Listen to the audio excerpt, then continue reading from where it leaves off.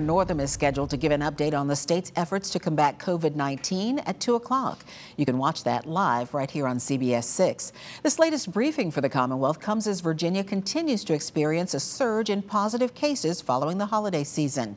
CBS 6's Shannon Lilly is at the state capitol and joins us now live with a preview of that briefing. Shannon?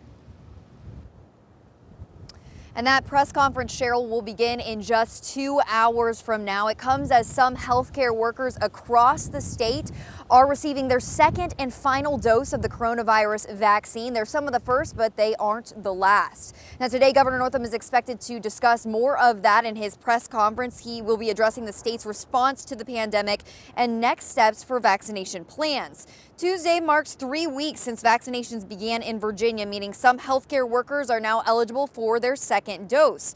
To date, the Virginia Health Department tracking site reports more than 2,000 people have received their second dose and are now fully vaccinated, and more than 116,000 people have gotten their first dose. That's about 24% of the 481,000 vaccines the Commonwealth has distributed.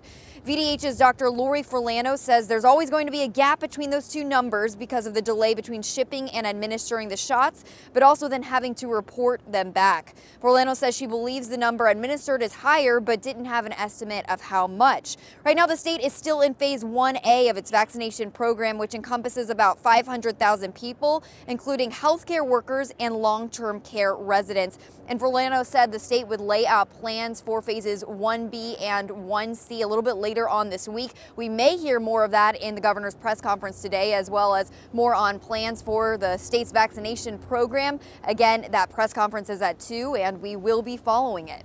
Working for you at the state capitol, I'm Shannon Lilly, CBS 6 News.